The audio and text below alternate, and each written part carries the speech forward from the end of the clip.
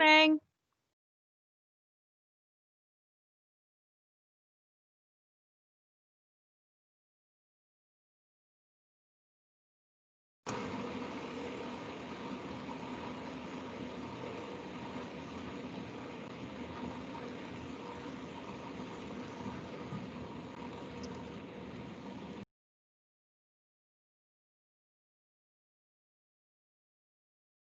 Morning, everybody.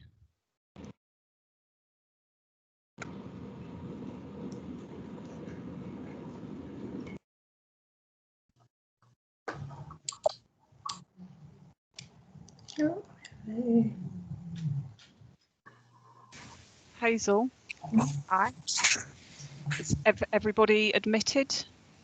We have, yes, I think. There's nobody else in the lobby at the moment. Okay. Oh, there's still people joining. Okay. So, well, good morning, everybody who's with us at the moment. We'll just give stragglers a few more minutes to join, and I'll start by apologising if any of you thought that this was starting at 9. There's been somebody the other day and also this morning have said, and it seems on the calendar invite for them it showed as 9 o'clock. We're not sure how that's happened because it's 10 o'clock on the invites that we sent out. The only thing we can think of, if you were affected by that, was there's maybe something in your computer time zone settings. I think it's the new, there's been an update on one of the Outlook things that's pushed a lot of the times out for a lot of meetings. Oh, okay. Okay, thank you. So for future ones, I might drop, I'll send a non-calendar invite email to people just to say, just please make sure that it's in your diary at the right time. Thank you for that.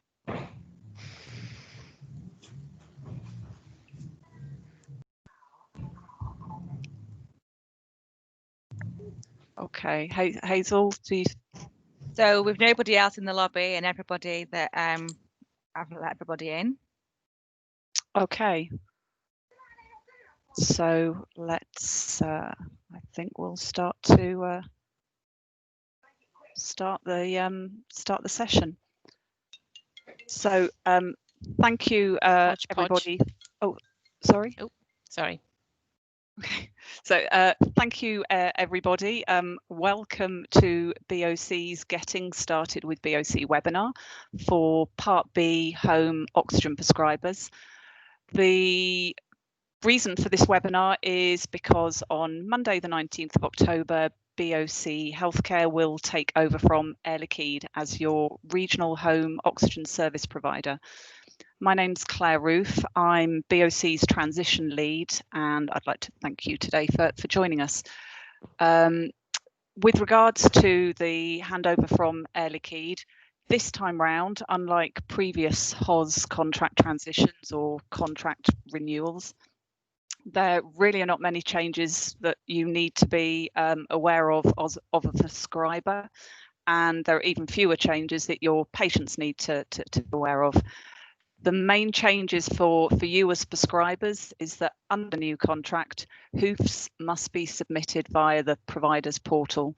And plus, given that there's the change from Air Liquide to us, you'll need to update your contacts details for your provider. So today's session is focused on getting you started with BOC so that you're ready and able to submit HOOFs and change HOOFs from Monday the 19th when we become your provider and when that activity needs to be done through the provider portal.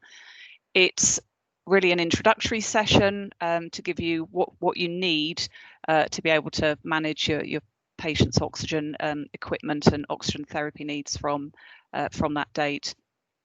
We're planning future webinars soon after go live to get you more familiar with our portal. Those sessions will take you through the individual patient dashboards and the reports that you and your administrators, if you have them, will be able to access. we felt the reports would make much more sense to you once your patient data is on the portal. We don't have your patient data yet. That will be transferred from Air Liquide just before go live. So once the patient data is in the portal, the reports and the dashboards will be populated with data, and they'll make much more sense to you. So we're running those sessions shortly after go live. We'll send out information to you very, very soon about the dates for those.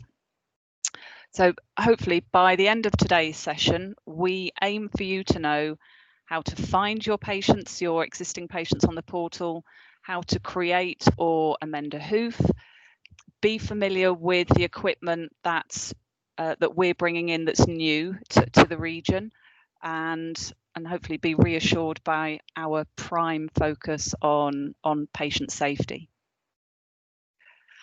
Taking you through the session today will be my team of colleagues who come with many years of experience in delivering the home oxygen service in their respective disciplines. We'll start by introducing ourselves. I'll go first. So I'm Claire. Yes. Sorry, Claire, it's Hazel. Just a quick one. I don't think your screens are sharing. No. We can't see your screens. So I just thought I'd let you know now, because the next screen's got everyone's lovely pictures on there. So I thought you might want to start with that one. I do apologise.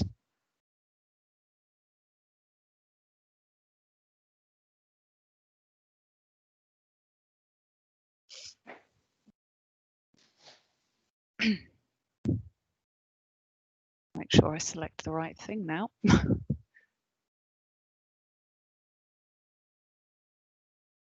That's it. Perfect.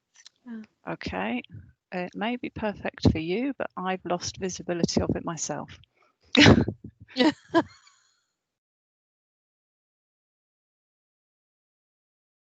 Okay, please bear with me for a moment. I'm just going to unshare again for a moment. Well, guys, do you want to start introducing yourselves? Your picture will follow shortly. Yeah, sure. I'm Claire Murphy, so I've spoken to some of you already. I'm the clinical lead for BOC, and I cover the home oxygen regions alongside 14 clinical services. We run everything from HOSER to cardiac rehab to pulmonary rehab to heart failure service as well. That's me. Hazel. Hi, I'm Hazel O'Mara. I look after the Patient Service Centre based up in Worsley. So we have quite a decent sized team that are based in Worsley, and we look after all the for the patients and the clinicians for yourselves, and we also support the clinical services teams as well. Good morning, I'm Niall Farrow. I'm the home care team manager for the engineers in East Midlands. I'll be working closely with the guys who are patient facing, and it'll be myself that you deal with if we have to go in to visit patients and things that are more complex. Yep. Good morning, everyone. My name's Joe Dillon. I am one of 2 home care data analysts, and my responsibilities involve preparing scheduled and ad hoc reports. So that could be things like KPI performance, patient lists, that kind of thing. But most principally for our purposes here, I am the key expert user on the BOC Home Oxygen portal, and I'll be your first point of contact for any queries or any issues you may have with it. Okay, thank you. Can I just double check with someone? You are now seeing the slides? Yes. Yeah. Okay, brilliant. Apologies for that technical glitch. Oh. Before we thought it would be nice if you could each briefly introduce yourself. So if you just tell us who you are, your role, which team or organisation you work in, and it'd be interesting to know whether you are already using Air Liquide's portal. So Hazel, if you could call people up one by one, and don't forget to unmute your mic. Of course, no problem. I'll go through the list as I see it in terms of participants on here. So the first on my list is Sarah Boldham. Hi, morning. I'm Sarah Boldham, respiratory nurse specialist based in Boston, Lincolnshire. We're a community, mostly COPD team, and we've been providing the HOSER service in Lincolnshire since 2008. 8. And yes, I'm using the portal, the Air Liquide portal. Lovely. Thank you very much, Sarah. Okay. Lisa Burgeon. Good morning, everybody. My name's Lisa Bergen. I work for Nottingham University Hospital's neonatal service. I'm the home care sister, and we deal with all the babies that are going home in oxygen. So we don't use the Air Liquide portal to be able to get onto it. So it'd be interesting to see whether we can access the BOC one. Hopefully we'll be able to sort access out for you, Lisa. Thank you. Then I have next on my list Claire Barnett and Lisa Mantle.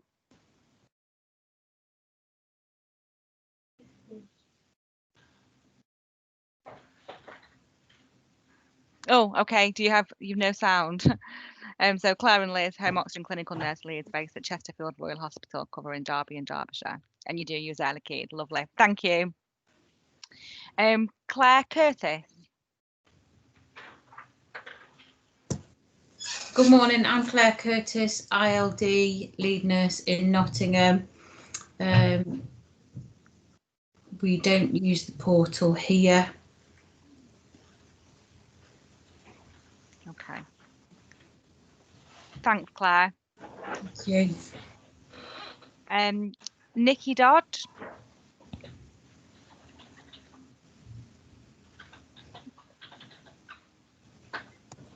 Hi everyone, I'm one of the respiratory nurses from Derby. Hi Nikki. Vicky Doyle. Hi, I'm from Impact Plus at Derby. I'm fairly new to oxygen, so this is fairly new to me, so I'll be starting up when you start. Okay, thank you, Vicky. And then we've got Claire Ellis next. Yeah, hi, I'm Claire Ellis. I'm a respiratory physio delivering pulmonary rehab mainly in Rushcliffe in Nottingham. I'm an occasional portal user. Okay, hopefully we'll get you to be a full convert, Claire. Linda Emmons.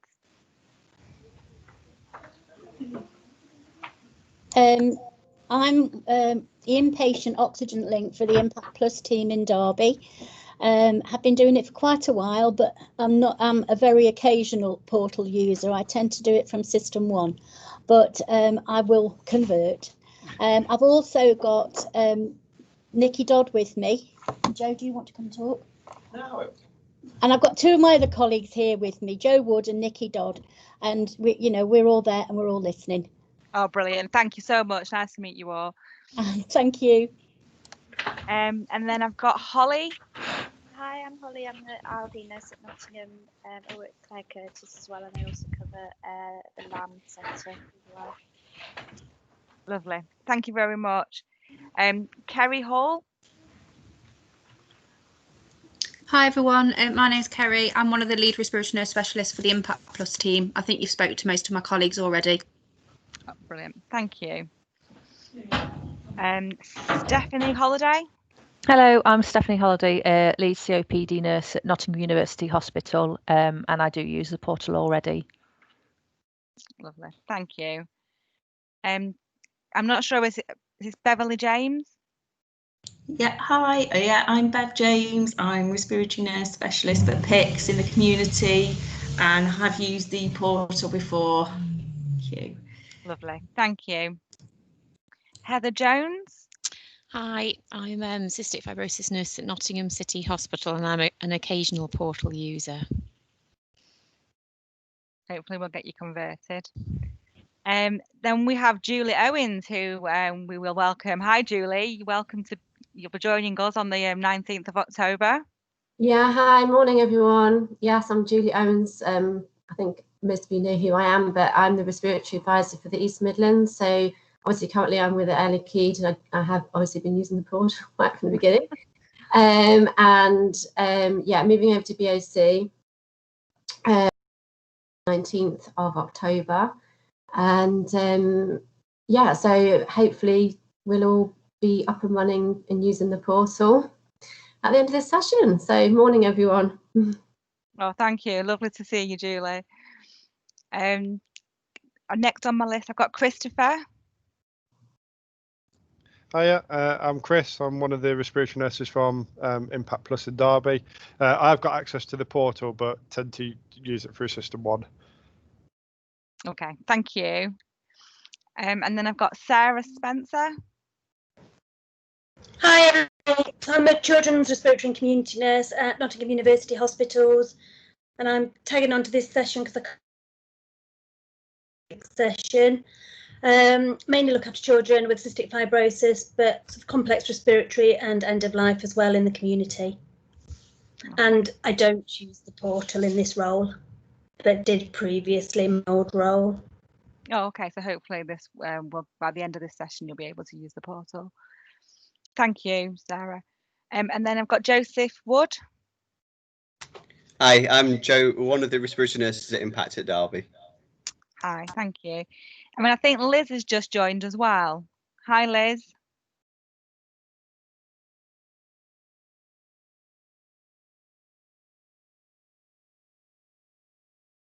Oh, she's got no sound. Hi, everyone. Thanks, Liz. Claire, I think I've gone through everyone on the participants list. If I've missed anybody, then please shout. Nope. Okay. Thanks, Claire. Back to you. Thank you. And just a quick comment for Lisa and Sarah. As you obviously can't make the paediatric session on next Tuesday, but I'll make a point of sending the slides to you for that, because there's only about 4 or 5 slides that are different, but they cover some of the equipment that's more relevant to your patients. So I'll make sure I send that to you after that session next week. Thank you, that'd be really useful.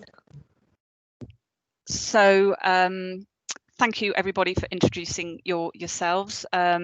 We would have really preferred to have been able to meet you in person to deliver this session, but COVID has put pay to that. So instead we're having to deliver this training by webinar. Appreciate that this approach is less engaging for you, but we hope that you still find it useful and interesting. There will be opportunities for you to engage with us. You can send us a question at any time using the conversation function within Teams. So that's indicated by the arrow there on the screen. And we'll also have breaks for a limited number of questions between each different topic section of the webinar. Any questions that we can't answer today because of time or because you've thrown us a tricky curveball question, we'll cover in a document that we'll get out to you within a few days after this session. So just a few housekeeping points just to help the session run smoothly. If you could please keep your microphones on mute to avoid the distraction of background noise. Unless when we get to the questions, you've put your hand up and you're asked to speak. You can have your cameras on or off as you prefer. Please note we are recording the session. You'll receive the recording after the session. Well, I'll tell you where it's been uploaded. You'll see where it's going to be uploaded later. It will there'll be a link for you from the portal's video library section. Feel free to share that link with colleagues to register for the portal to be able to access it. So yeah, any colleagues that couldn't make today's webinar, can't make any other webinars, they might want to watch this recording, or you may choose to watch it back yourself if you can find nothing else on Netflix this weekend. We'll also share this slide pack with you after the session, so you don't have to worry about writing everything down, or as someone was doing earlier this week, taking photos of their screen. We'll get this out to you later today. So we'll start the agenda with a quick overview of BOC's home oxygen service. So we've got a long history in the home oxygen service. We've been Claire, you've just put on mute. Hello. There you are, you're back. Okay, apologies, moved my hand. BOC, long history in home oxygen service. We've been a provider since 2006. We have a track record of delivering quality, caring service to patients, and a track record of innovation to support patient safety and or to support prescribers. So BOC developed the fire brake, which is now standard in all oxygen installations. We were the first provider to mandate hoof submission via a portal, which you might grumble about right now, but wait until you've got familiar with our portal. But the use of the portal for hoofs has all but eliminated the wasted time and the frustration for all parties involved in incomplete or incorrect hoofs. We're really, really pleased that we've been awarded the East Midlands HOS region. It's as I said, we're experienced in delivering the service. We're already the home oxygen service provider in 3 of the home oxygen service regions, so East of England, North East and Northern Ireland. And to give you a sense of the scale of our operations today, here are a few numbers. So we're currently serving just under 20,000 patients across the regions that we mentioned. That sees us receiving, just under 250,000 calls per year at the patient service centre that Hazel will come on to tell you more about. We're responsible for 75,000 cylinders in patients' homes, and our team of technicians perform approximately 20,000 installations per year, and all of that sees our technicians at least covering 1.2 million miles on our road. So as you can see, we are sizably active in the home oxygen service. We have 3 core elements to our infrastructure, which all work together, but always with the patient being the glue and at the centre of everything. So our patient service centre, which is known in contractual documents or service specification as the contact centre. Hazel will come on to tell you more about our patient service centre. We have a team of home care technicians who will be managed by Niall. They're the guys and the girls who are on the ground in the region. And we also have, and she's with us today, our respiratory advisor, who acts as a key support for you and for your patients.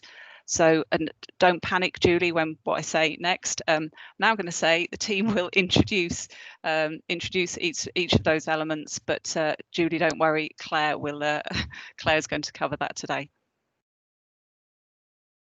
So over to you, Niall. So our home care technicians, obviously, they're going to be the face of BOC for the patients. They're going to be the people on the ground. For familiarity, we are obviously 2P and over the Air Liquide engineers, so the patients are going to know the engineers they meet. I've had a chance to meet those engineers, and I'm really excited by the quality of the people we're inheriting. From a BOC standpoint, like empathy is at the forefront of everything we do. So we really are patient driven, and we do select and train our technicians to understand the different complex requirements of patients, and we adapt our work style to make sure that we accommodate those needs. They're a really resilient bunch of people, so it doesn't matter what time of day or night that we're there, you're always going to get the same level of service, the same level of care. We've got a really keen eye for safety, so if we spot things that are a bit out of place, like some cluttering issues, some fire hazards, smoking hazards, like we communicate back really well, just to make sure that everything's safe on the ground. We're going to have 3 branches in the East Midlands. That's going to be Derby, Lincoln and Corby. We're excited for the go live, so thank you. I do have some technical things I'm working on. I do need to leave, so I'm apologising now. But yeah, thank you. Okay. Cheers. Thank you, Niall. Thank you, Niall. So now it's back to me, Claire, the clinical lead again, and I say that because I've noted I think there's about 5 or 6 Claires in the call, which is interesting. So now I'd like to introduce Julie. So Julie's on the call, and we're really pleased that she's joining us at BOC. So those of you who don't really know much about Julie's background, Julie, you can correct me if I'm wrong, but you've got quite a wealth of experience in different nursing settings, and particularly in the HOSAR setting. So you know where our prescribers are coming from, and the future looks really exciting. So with Julie and the respiratory advisor role, we're going to be working jointly together to ensure that we're supporting prescriber training, offering guidance on equipment choices, attending MDTs for complex patients. We'll also work on initiatives to do with Make Every Contact Count, patient prescriber newsletters, and I think as part of the transition period and BOC being very new to the region, Julie, it would be good if she could join your team meetings. So when I was catching up with the team yesterday, they said they don't have them very often, but whenever you do have a team meeting, with the beauty of how Teams is working now, it'd be great if you could invite Julie to come along for the last 15-20 minutes. She can get feedback about the transition, you can discuss any complex patients, and it'll just make us feel really integrated. So yes, welcome Julie. Thank you, Claire. Hello, it's Hazel again. So I look after the Patient Service Centre, and we're based up in Manchester in Worsley, and there's a team of around 40 that are based there, and we look after the whole service really from start to finish in terms of point of contact with the patients and prescribers, and do all the billing on everything to make sure that all the KPI reporting is all completed as well. So the building is where we're based, is there on the picture. A rare sunny day in Manchester. For those of you that have been to Manchester, know it rains quite a lot. Within the team, we've got team leaders, we have patient service advisors, we have admin members of the team as well. And between everybody, they have many, many years experience. Some of them have been through various transitions before, and we've taken on new region. So they've got a lot of experience with handing over a new region. In terms of the way we train our teams and the support that we give to them, patient care is basically at the heart of everything that we do. We need to make sure that the patients have a really good experience, and we understand the difficult situations that patients can be in. Sometimes they're brand new to oxygen, and it can be quite challenging for them. The team do take receipt of hoofs. They do outbound calls, inbound calls, and we do the death-based risk assessments as well, which we'll talk a bit more about later on. And then they're there to support the patients with replenishing their cylinders, and do troubleshooting. There's a few different options that you can contact the patient service centre on. So you can contact us via email. So there's a couple of email addresses there that you can contact us on. And you can also send us messages via live chat. So when you're in the portal, there's a little option that will let you know if live chat's available at that point, and then you can message us. Or we also have 2 free phone numbers. So we've got the free phone number for the patient, and there's also an 0800 number for clinicians, a specific clinician line as well. So we're accessible whenever you want to speak to us, and we'd love to hear from you. And that's the Patient Service Centre. Thanks, Claire. So in terms of the process, I've just kind of mentioned quite high level on the previous slide, but in terms of the way the home oxygen service process works in this new contract, it isn't fundamentally different. The key difference is just at the very beginning, how we receive the hoofs. So the only way we can accept hoofs in this contract is via the portal rather than via fax or email. So they'll come through the portal by yourselves, and then we then proceed with the death-based risk assessment and arrange for a technician to visit and complete the install. At that point, the technician will do the field-based risk assessment. And once the patient's fully installed and settled, they can then reorder the replenishments either on the phone, or they can do it via the portal if that's a choice they prefer. And then the technicians will repeat the visits to patients every 6 months to just confirm that everything's in order with a risk assessment for them. Thank you, Claire. Okay, thank you. So we'll move on to the main topic of the day, what you've all been waiting for, our home oxygen portal. So over to you, Joe. Thank you very much, Claire. Very good morning to everyone. I hope you're all doing well, and I hope that you and your friends and loved ones are all safe and given the current circumstances. So just to quickly reintroduce myself, my name's Joe Dillon. I am one of the 2 data analysts for BOC Home Care. Been in my role for around 3 or so years, but who can tell anymore? Time just travels really too fast at this point. And as I mentioned, I do ad hoc and scheduled reporting for both internal and external uses. And primarily for relevance for this particular session, I am the main point of contact and expert for the BOC Home Oxygen Portal. So I'll be taking you through what it looks like and what its features are today. And just in case anyone's wondering, yes, that picture you saw of me was the most flattering I had at hand. So anyway, what can the portal do? Well, the bread and butter for a lot of you, I expect, will be hoof submission. And that is the main thing that I'll be showing today and the main thing the portal does. So you have the ability to submit hoofs online through the portal step by step. And as you do a hoof on the portal, it will actually error check what you're doing as you go. So we all make mistakes. We're all only human after all. So let's say you're filling in the very beginning of the portal hoof and you forget to put in the patient's telephone number.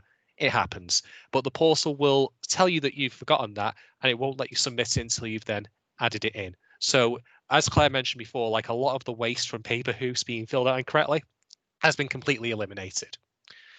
Now, the other things the portal can do as well, you might very well want to review a patient in their home. I mean, you may, for example, have a tablet with you, and you might want to have a more interactive and engaging conversation with the patient about how they're getting on with their usage or their scripts.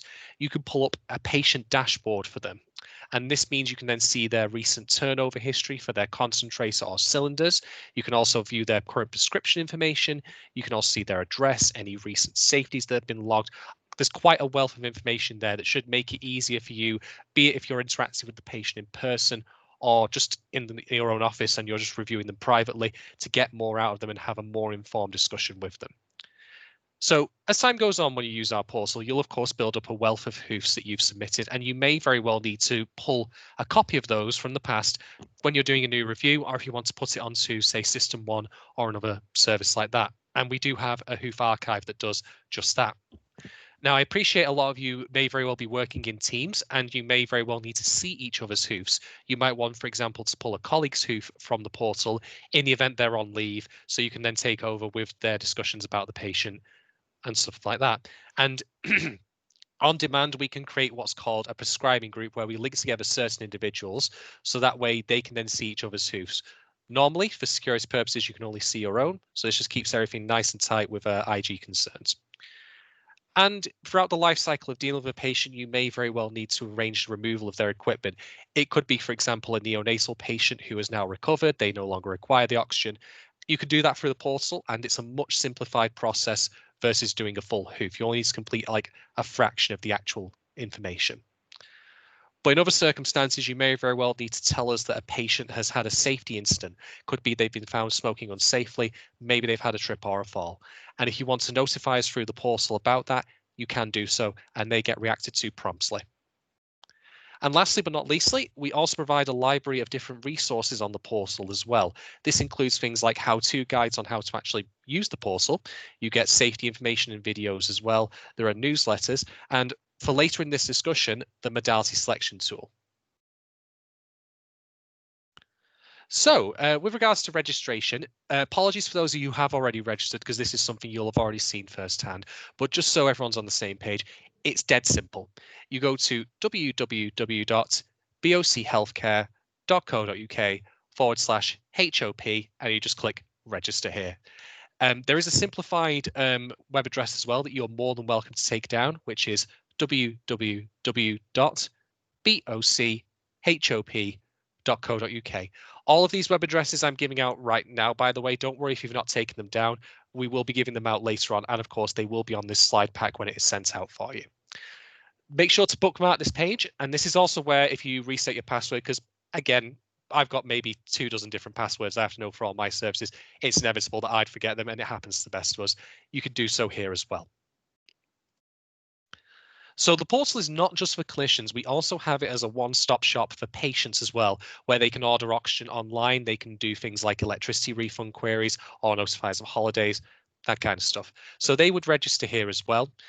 You're more than welcome, of course, to tell them about the portal, but we'll, of course, contact them and discuss it with them as well when we do our desk-based risk assessment and follow up with them. But otherwise, for the purposes of this demonstration, we're going to register as a clinician. So this next page is the registration form. This image shows some of the fields that you'll see. There are more, and any that are marked with red asterisks are mandatory. So I've just got a couple of notes I need to give you here with regards to registration. The first of which is we can only accept registrations from @nhs.net addresses or those that meet what's called DCB 1596 accreditation. Don't worry about remembering that. I don't remember it, to be quite honest. If it's just essentially a security standard to make sure it's safe to transmit patient identifiable information from that email to other secure email addresses. If you're not sure if your own email address meets that standard, you can contact myself at the email address mentioned earlier, which is boc.hop@nhs.net, and I will guide you through what you need to do to make sure it's up to that standard. I would also ask that you make sure you use your own email address and make sure not to share your account with anyone else. That's just so we know it's you who is actually creating prescriptions. When you register, we will need a professional registration code. This can be a general medical council number, it can be a nursing council PIN, any other appropriate professional number is fine. Now, with regards to Part A and Part B hoof prescribing, that is determined by your role when you register. There is a field for you to pick your profession. If you do require a Part B, we can provide this on request, but we will need to check with the HOS lead. Again, do feel free to email us if you do need that. Once your registration is completed and sent to us, what will happen is we will vet it against the appropriate professional register using your code that I mentioned before, and you'll get an email link to provide a password and a security question. Not too dissimilar from any sort of online service where you first register and it'll just pop you an email to confirm that your address works and it is you. The turnaround time for this is 30 minutes, so you can expect to get that up and running very, very quickly. And then indeed, once your password and security question are set, you can log in and start prescribing right away. So as regards to logging in, it's the same websites I mentioned before, bochealthcare.co.uk/hop or bochop.co.uk. Now, when you log in, and indeed, if you have already registered and been experimenting with the portal, you may have seen this firsthand, you will potentially be asked to verify your IP address. To try and not give a too technical explanation, because it can be quite dry talking about IP addresses, it's essentially a unique address for your PC that marks out from other computers and devices. And what can happen sometimes is there are, unfortunately, people in the world who may obtain your password or your email address or both even for services. I recently, for example, had someone from Brazil try to log into my Netflix account. Bit of a surprise to find at 9 a.m, but there we are. And what Netflix asked me to do, of course, was confirm that was me. This is the same principle. It just asks you to confirm that it's you that's logging in rather than, say, someone in Brazil, dare I say. And you will get an email asking you to do that by clicking on a link. Once you've clicked that link, you can then log in as normal. It's again just a security feature to make sure that all the patient data we have on the portal is safe and secure and isn't being accessed by anyone who shouldn't see it. Like other online services, or indeed when you log into Windows, though, you do only have a certain number of attempts when logging in case you get your password wrong. But again, that happens to the best of us. So if you do have any difficulty logging in, do not hesitate to contact us via phone or email and we'll get it sorted immediately for you. So once you've logged in, this is the first page you'll be presented with, which is called the hoof overview page. And it's from here you track the progress of any hoofs and removals you've submitted as we process them. So you might see, for example, on this screenshot, there are categories for urgent, next day, standard. That's where they will fall into depending on their time frame that you asked for when you first submit them. Then once they've been processed, they'll go to accepted. And once completed, they'll disappear entirely and end up in the archive. For the purposes of this demonstration, we're going to show you how a new hoof is created. So we would click the Create New Hoof button. So we're going to create a hoof, but we obviously need a patient to prescribe it for. So for the purposes of this demonstration, I've created this fictional person named James Smith, who hopefully, if he were a real person, does not look like that stick figure there. But anyway, the relevant information that you need here is that James is a 65-year-old man who is suffering from COPD. He's currently in hospital and he wants to be discharged home, and we plan to get him there fairly quickly to free up hospital capacity. James has been tested for COVID-19 and his results are negative, thankfully. For the purposes of this scenario, we're going to arrange for James to have a static concentrator and standard ambulatory cylinders. What I'll mention as well is, and I apologize because it's probably quite obvious, but just so it's clear, any clinical information or for this scenario that I'm coming up with is just fictional. It's for a fictional patient and it's just for illustrative purposes only. Please use your own discretion for what any given patient may require, and indeed we will have a section on that later with regards to the modality selection tool. So once you click on create a hoof, you'll get taken to this first page. Now, I believe from what I've heard before that some of yourselves have not used portals in the past, are probably more intimately familiar with the paper hoof or indeed an electronic hoof that you fill in Adobe PDF Viewer. So what we've done with the portal is we've replicated the format of the paper hoof as precisely as possible. So there are 5 sections to it, and the section numbers correspond to the sections on the hoof. Section 1 is where you fill in the patient's address, as you would on the paper hoof. Section 2 is the GP information and clinical code, again on the hoof, and so forth. COVID-19 status is needed to be completed with every hoof. There is a drop-down menu for that, and I'll be going through that on the next slide. When you're dealing also with live patient data, you will be entering their NHS number and their date of birth first, and this will actually query the NHS spine service. If a match is found based on this, the patient's demographic data, so their name, their address, telephone number if available, they'll be filled in automatically for you. So it saves you having to type them in. If there are known patients to BOC who already has oxygen with us, that will also be the case. And what's most relevant for you in that regard is that because we are, of course, receiving Air Liquide's data, we will make sure that is on the portal. And therefore, if you were to type in a patient you've dealt with in the past onto the portal, they will appear automatically for you, even if they're not on the spine. If the patient, however, is brand new to oxygen, not on the spine, you will need to provide their information, but that will be a one-time thing because then it will be saved in the portal for later use. So when you put their NHS number in again, they will come up automatically. So with regards to the COVID-19 drop-down, we have 4 options available. And I just want to give you a quick hint regarding this.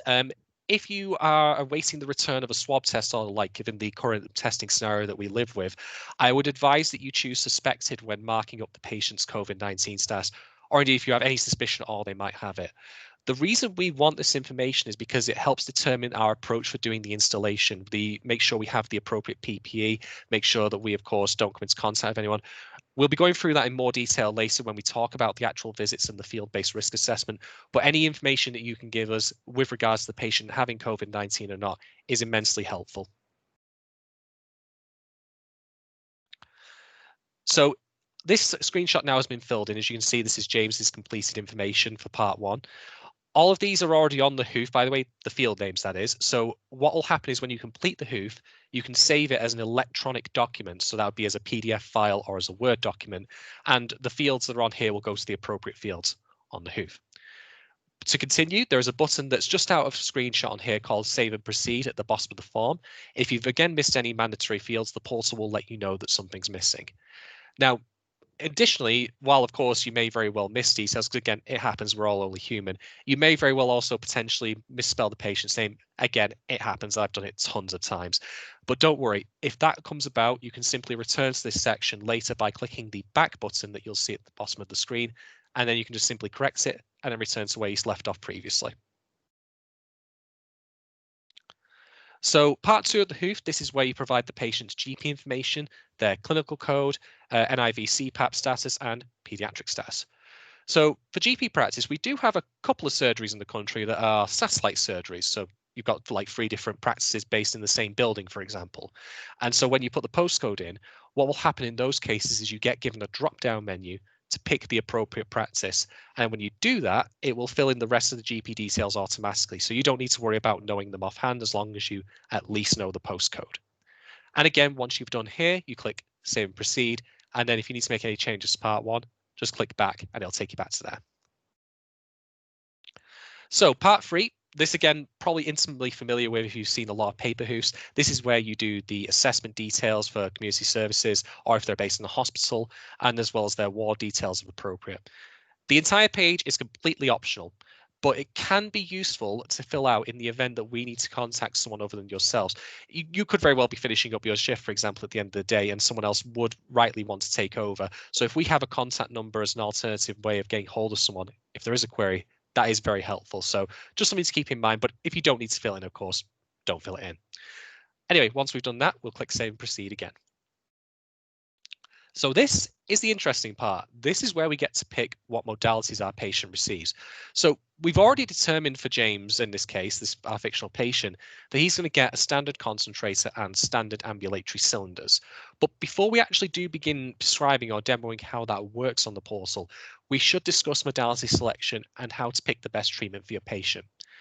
What I will mention, by the way, is in the event that you are a Part A prescriber, you will be limited to prescribing the following items, which is static concentrators, static cylinders, and for very specific conditions, such as palliative and I believe cluster headaches, standard ambulatory cylinders only. If the patient does require other modalities, I would advise that you refer them for the appropriate respiratory assessment through the appropriate pathway. But that's it for the moment. We'll be moving on shortly to talking about the modality selection tool. But before we do, does anyone have any questions? Please feel free to use the raise your hand feature on Teams, or alternatively, you can type them in the chat and I'll pick them up.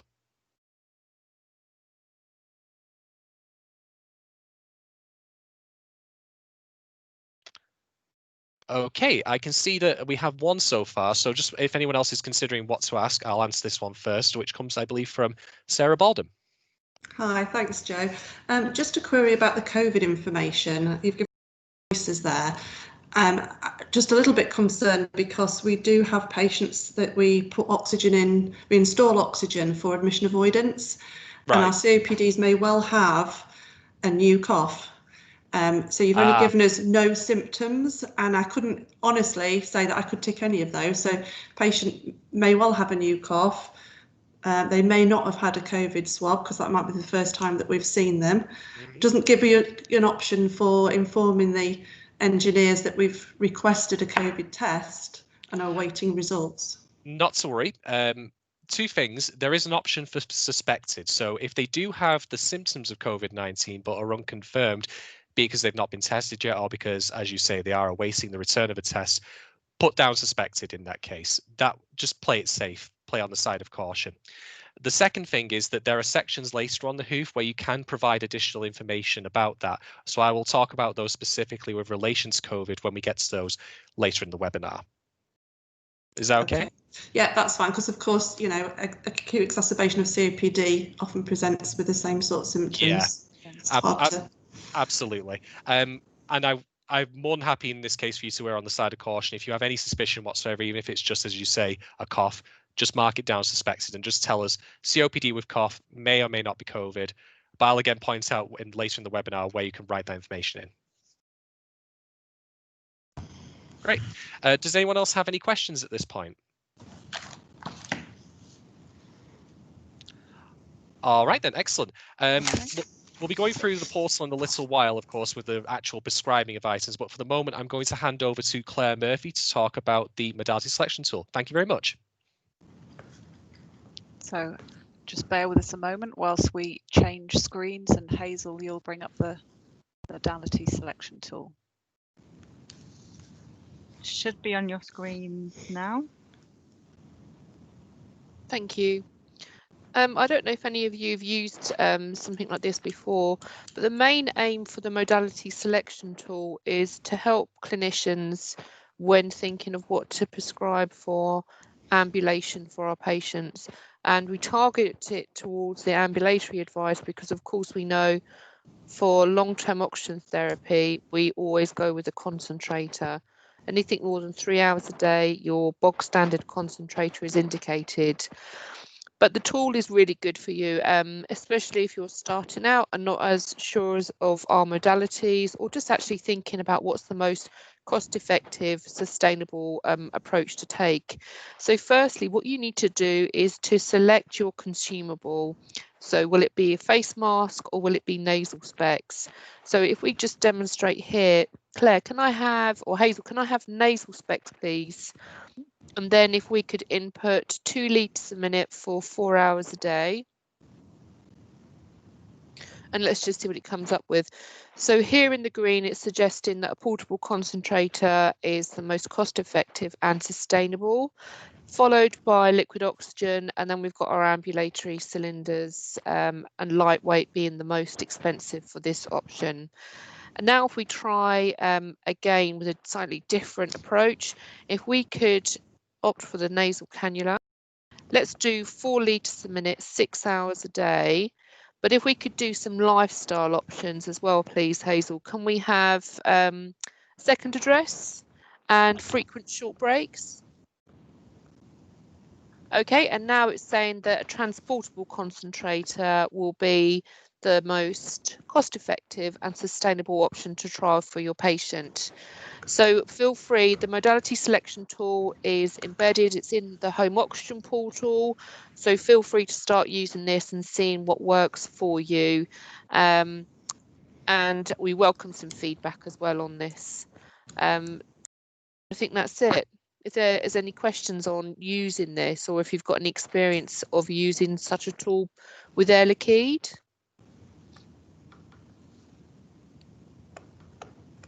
No? Okay, thank you. Okay, thank you.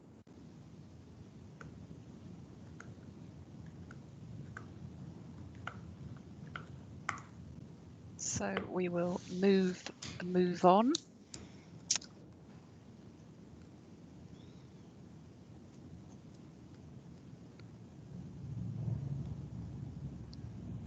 So we'll move on to equipment. So Claire, I think you're leading with this as well today. Yeah, that's fine. So there's some new equipment that's coming into East Midlands to deliver the oxygen to our patients. So if we run through the list here, we're introducing the Everflow static concentrator. This is something that Air Liquide have already in place to put in from, I think from now or from last week, they'll be swapping over some patients' concentrators. And then when we move into the region from the 19th, we'll do this with a greater pace as well. We've also got the New Life Intensity 10 and the Inogen G5 portable concentrator. The G5 is another one that Air Liquide will start swapping out for patients as well. And we'll go into more detail on the next slides about exactly what these can do. We've got our cylinders, we've got our conservers, and we've also will be bringing into the region the demand valve as well. So the Respironics Everflow concentrator. This is really a very, very good concentrator. So we've got flows of 1 to 5 or low flows of 0.1 to 1. So compared to the AirSep New Life Elite, it's quieter, it's smaller and it's lighter. And just to highlight to you, you're looking at 14 kilograms in weight versus 24 kilograms with the concentrators that are currently out there. It uses less electricity, although the patients do get electricity refund, and it's reliable. So we like to call the reliable equipment like workhorses, and this is like a workhorse. It doesn't have a filter that needs to be washed or replaced. It's internal. We just need to make sure patients keep the vents dust-free. Really, the positioning of this is also to replace any patients who have got a transportable concentrator being used as long-term oxygen therapy due to reasons of space in the home or due to reasons of noise. The transportable should be swapped out and an Everflow put in instead, once again highlighting that this is much more cost-effective and sustainable in delivering their oxygen. This is the New Life Intensity High Flow Concentrator. So I wasn't aware, I'm based in the east of England and looking after the northeast as well. We've always had the high flows going up to 10 litres. So I'm really pleased to now bring that into East Midlands for you. And in particular, maybe the IPF patients will get the greatest benefit here. So with the high flow concentrators, you can have one to give you the free range up to 10, or you might piggyback 2 together as needed for the higher flow needs. Portable concentrators, and we've got the full range here. I believe in East Mids you've got the G2 and G3, and we're bringing in the G5 now. So the G2 will remain in circulation until they break down, and then they will come out. There probably will be some G3s, but we have got thousands of G5s to put in as well. So the settings of the G5 go from 1 to 6 on pulse mode. So the G2 does that as well, but let's look at the battery duration. So the G5 allows a battery duration of 6.5 hours as opposed to 3.5 on the G2. So it's much more durable, much more has a greater longevity. The recharge time is shorter, and the weight again 2.13 kilograms as opposed to G2 of 3.2 kilograms. So it's a lightweight option for patients. Now we are delivering a 8 cell battery for patients. So that gives us 6.5 hours on a pulse dose of around 2. And within the new contract, it doesn't approve for second batteries to be given. So we're currently working, well, what do we do for patients who are on a pulse dose of 6? And we're working on that pathway at the moment to see how we can support it, but we cannot have all patients having 2 batteries. It's not within the new contract. So we're working on that, and we will come back to you as prescribers, but it's just to manage patient expectations moving forward. Thank you.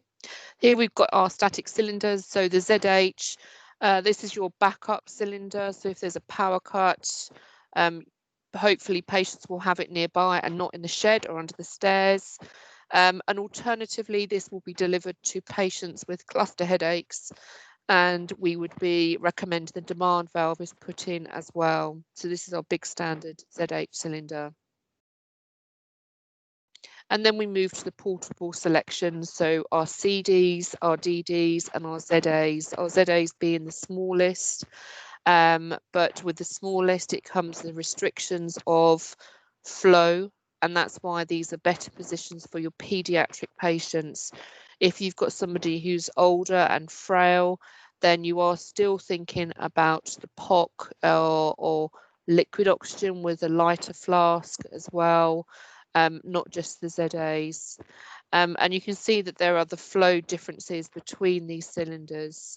Looking at sustainability as well, because we're very mindful of carbon footprints, these oxygen cylinders are trunked across the country, so they've got quite a heavy carbon footprint, and that's something we have to consider with the new contract also. They're also pretty ugly, to be honest. So that's our cylinders. With our cylinders, if you're putting a cylinder on any patient, please consider whether they are suitable for a conserving device.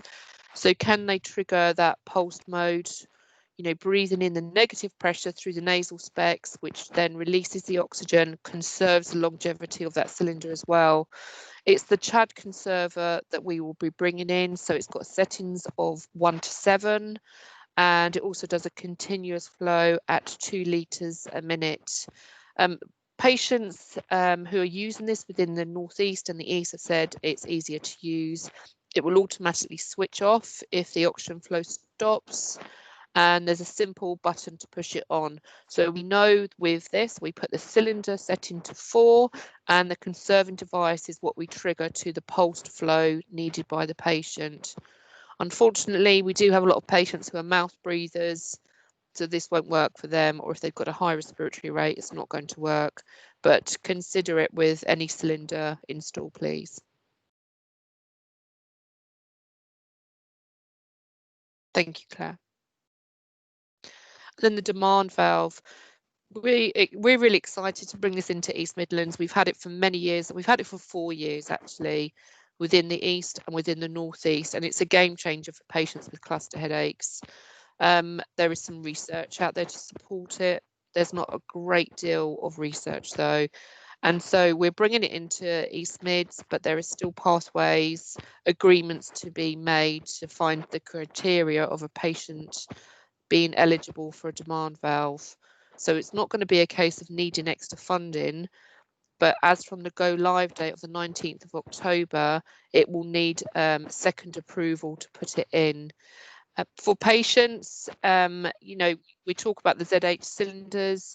With the demand valve, when they suck on the valve point, that's when the oxygen is released. So they get a complete pressurized hit of oxygen, and it conserves the longevity, as opposed to a non-rebreathed mask and bag having a cycle of cluster headaches and the oxygen just draining from the cylinders. So it's really good if you've got someone who has quite frequent cycles of clusters, and oxygen is indicated there as well. But this is one to watch, and we'll update you all as to the pathway moving forward. Thank you. Any questions for me on equipment? Looking at your concentrators, your transportable, your portable, demand valve, batteries, any questions at all? Claire, I was just going to add that what we've covered is what's going to be new to you.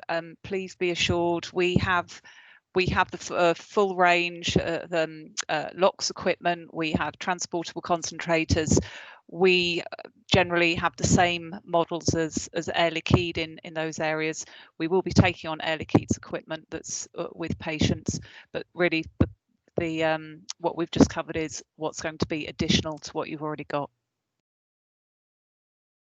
We're going to bring in the Eclipse for the transportable as well. So the IGOs will be there for a while until they break down, and then we'll be putting in more of the Eclipse transportables, which have proved quite, effective really in the east and northeast regions. Any questions? Julie, you could throw in any questions you like as well.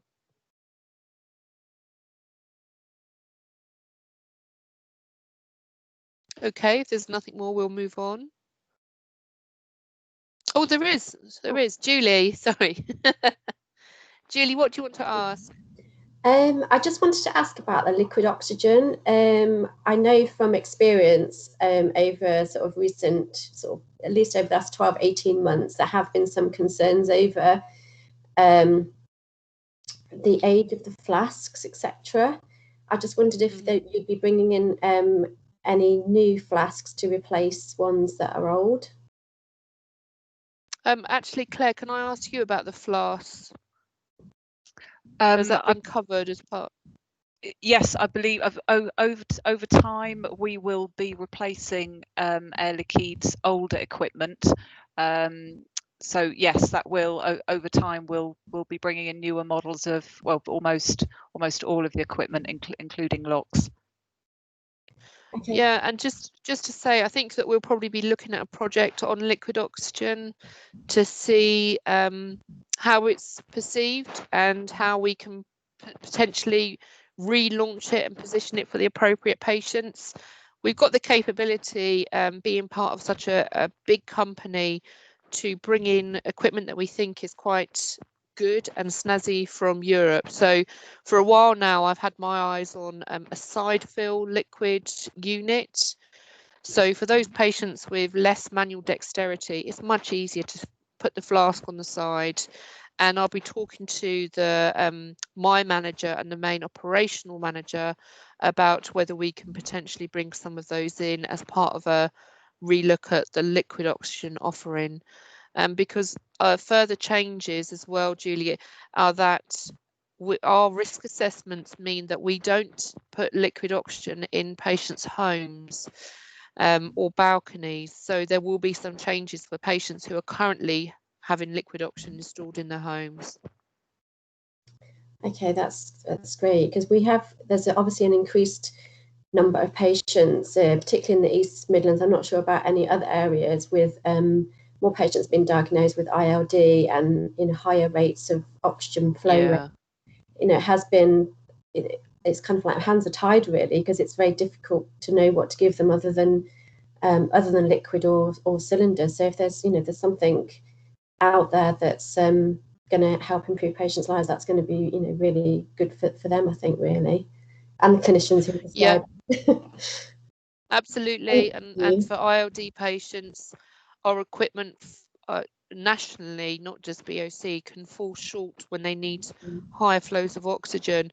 And for all of you that I've met already, and for those of you that I haven't, we will be looking at how we can proceed with using MyAirvo in the region. So that's the heated high flow therapy. But what it's done for us in the east is enable us to give much higher flows of oxygen to patients within their home setting. So typically your IPF patients have managed to achieve 20-25 litres of oxygen through having it heated through the high flow therapy. And then for when they're out and about, liquid oxygen has been able to deliver 15 litres of oxygen to try and maintain them. But it's a group I'm very passionate about to just see what more we can do. That's great. Thanks, Claire. Thanks, Julie. Okay, back to Joe, if there's no other questions. Thank you very much, Claire. Much appreciated. Okay then, so we've now discussed the equipment and we've discussed the way in which you select what equipment to provide. So let's provide some equipment.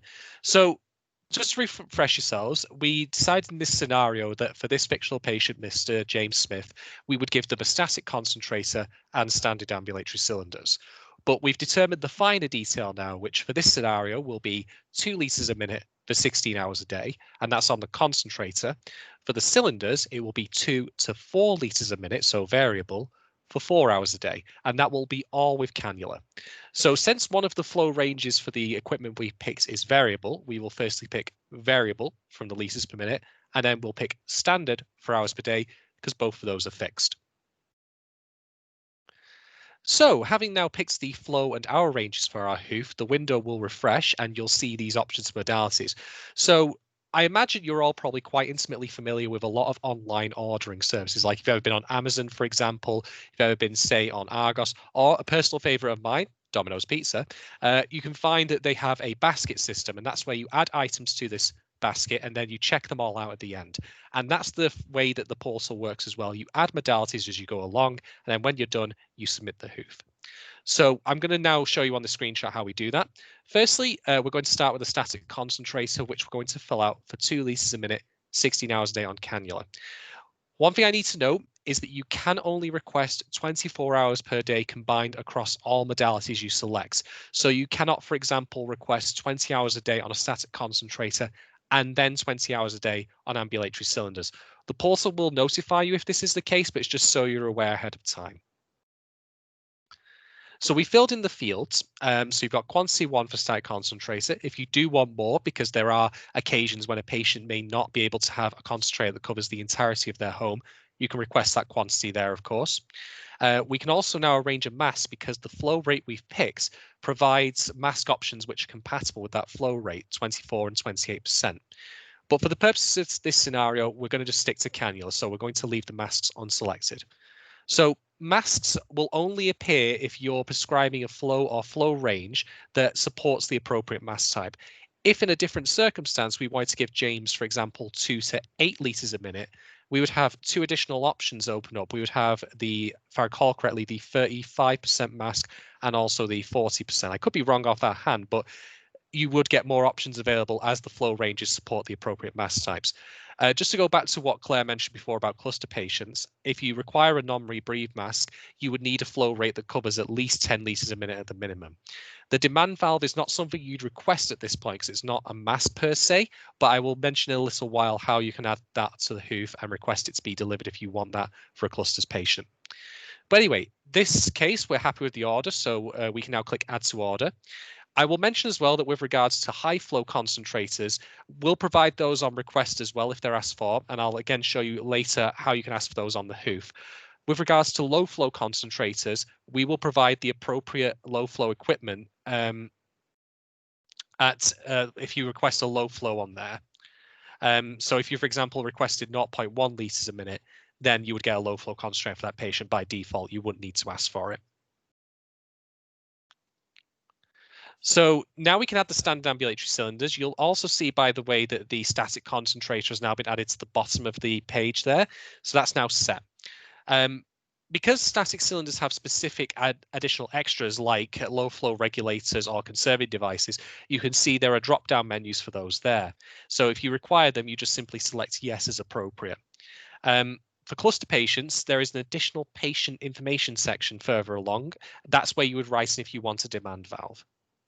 If you want to change an item though, let's say you've maybe, again, because it happens to the best of us, prescribed the wrong flow rate on the static concentrator, you can simply delete that from the order by clicking the delete button on the bottom right next to where the item is. And maybe you want to start entirely from scratch. That's fine. If you want to do that, you can just click the reset and clear basket option on the top right. So now we've added our standard ambulatory cylinders to the order, we've got both of them set up. We can also note if the patient requires a tracheostomy mask. This option is grayed out by default unless you have picked a mask type for at least one of the patient's modalities. So you won't be able to accidentally request a tracheostomy if the patient doesn't have one or doesn't have an appropriate mask to go with it. This is also where we can request a delivery time frame. So this is your usual standard 3 business days, next day or 4 hour. And because of this scenario, we're going to put James out home on a next day basis. So that's what we picked here. So the final section of the HOOF covers temporary supplies, additional patient information and clinical contact details. So additional patient information is best served for additional clinical information that otherwise cannot go on the HOOF. This is where you would write in, please provide demand valve, please provide high flow concentrator, anything that's of a clinical nature that doesn't fit neatly into the categories we've seen earlier. The temporary supplies section is where you would arrange a holiday or respite HOOFs for patients if they need them. You can also use this to supply a patient with different equipment at another address. So you may very well have a patient who takes a long stay in a caravan over season, and there isn't like potentially even power there for them to have a static concentrator. If that's the case, you would use temporary supplies to note that to us. Now you might note at the bottom there's a section called the HOOF addendum. If you click yes, this will open up a larger text box that will allow you to fill in a substantial amount more information than is allowed in the additional patient information box. This is for non-clinical contextual information. So just to go back to what you mentioned before, Sarah, you were discussing about COVID. If you wanted to inform us that, for example, the patient was going to a nursing home and the patient themselves was, for example, tested COVID negative, but the nursing home had known cases of COVID there, that's where you would let us know. Or again, if they're going to a home and, their private property home, I mean to say, and the patient themselves is COVID clear, but maybe a family member isn't, you can again notify us of that there, just to be illustrative.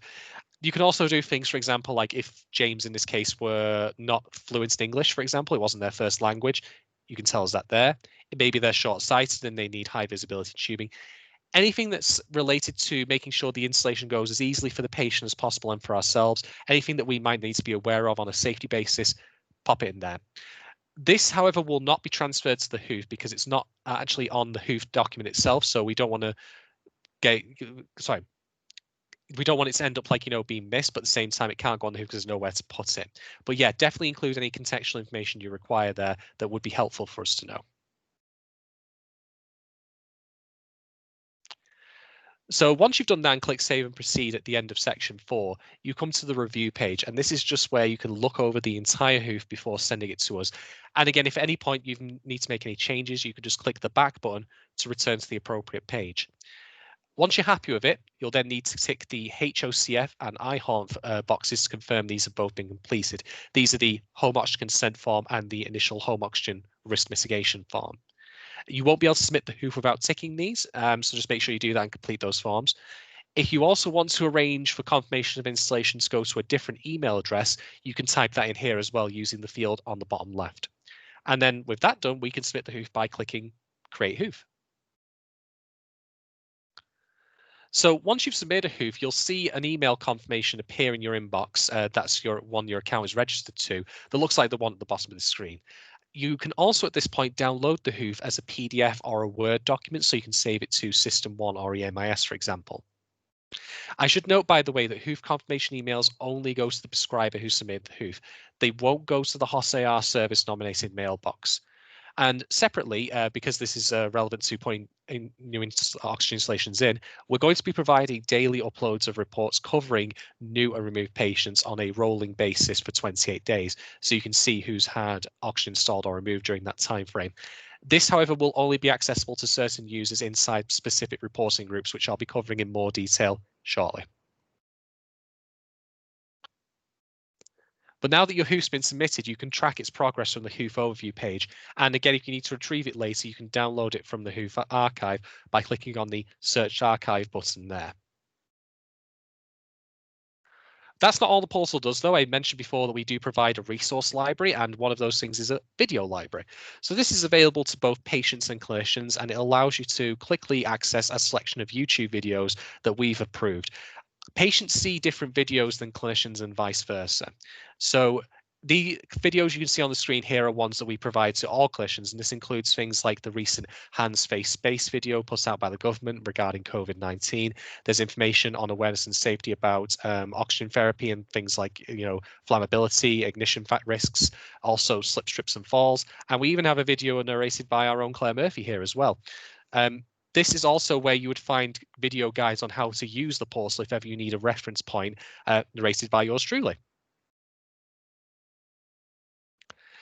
But there's also other materials we provide through a download section, and this is just any files you can download, like the modality selection tool. This is where you would access that from. We also provide a clinician's handbook, and we also provide newsletters, other patient literature, things like that. So that's something you can always access anytime if you want to download those. So there's also what's called a view-only role. This is only provided to certain users and allows access to reports that we upload. These reports come up usually in Excel format, and you can just simply download them to your PC by clicking on them. The reports can contain things like patient lists, billing reports, contractual reports on KPI performance, things like that. So firstly, we only provide this to specific users, but even then, those users can only see a certain selection of reports. This is based on your locality CCG when we upload them. So for example, I would upload reports to, say, Lincolnshire East CCG, and view-only users who are aligned to Lincolnshire East CCG can then see those, but people who aren't cannot. We can also, however, align them to what are called custom reporting groups, the things I mentioned before. So we can create a specific group and align people into that group who can then see these reports, but no one else. And of course, we can do that on a person by person basis as well. So it gives quite a lot of granularity with regards to who can see what. View-only users cannot prescribe oxygen on the portal, just to note. Through this interface, this is where we're going to be providing the daily uploads of the reports I mentioned before on new and removed patients. But generally speaking, this is just more of a high-level overview at the moment, and we will be going through reporting in more detail on a future webinar. So that brings us close to the end of the discussion about the portal. So first, I want to thank you all very much for listening through that. We'll come to questions in just a little while. But what I will mention is that if you have already registered on the portal or are going to do so soon, even though it is not currently the point in which we are in charge of the region, it's not gone past go live yet, there are still things you can do on the portal itself. You're more than welcome to test out creating a hoof on there. All I would ask is just that you do not then submit it for actual prescribing at that point. It's just purely for you to get familiar with it. The video library is open for you to have a look at, so you're more than welcome to look at the materials on there. You'll probably find them relevant even now, like it might be good to have a refresher on the awareness and safety training about oxygen, for example. You can also download the modality selection tool and then have a play around with that. And there are other files like the HCP handbook that I mentioned, the clinician handbook, that you can have a look at as well.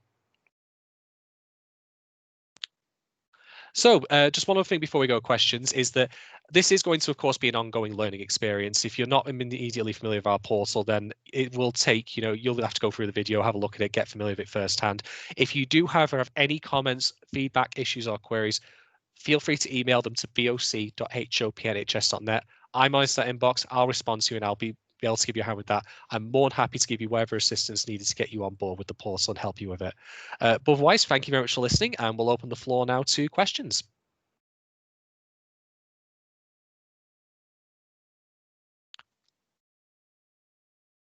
If you don't have a microphone, by the way, you're more than welcome to write your questions into the chat and I'll pick them up there as well.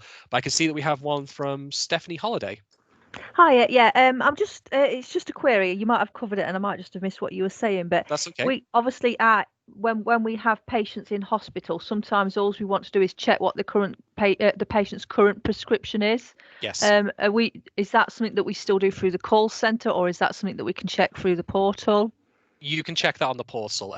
There is a patient dashboard. So when you go onto the dashboard, you can type in the patient's NHS number or find them by their name even, as long as you can confirm it's them through date of birth and other data. And then their current prescription will be on there. The only instance in which there would be no prescription for them would be if they were completely unknown to us. But if they're an existing patient, as you say, they will be on there. You can find them on the portal. And the handy thing as well is that when you get to that point, you can then create a hoof immediately from the patient dashboard for that patient. Can I just ask as well, will there be not so much for people that are using the portal regularly, but is there going to be a link to the iHome and the consent forms through the portal? You know, sort of a click here to download the forms or whatever. I will need to check up with that offline, but I'll get back to you on that, Stephanie, because I actually have someone else who's asked me that question separately. So I'll make sure to find out for you today if we can do that. Thank you. Great. Does anyone else have any questions or anything they'd like to ask at this point? Oh, that's excellent. Well, before this will be my final section on the webinar, but first I want to again thank you all very much for listening. I'm really looking forward to working to all of you, and it's been nice to meet you all today. And I hope you all have a fantastic weekend as well. Thank you very much for your time. Thank you, Joe.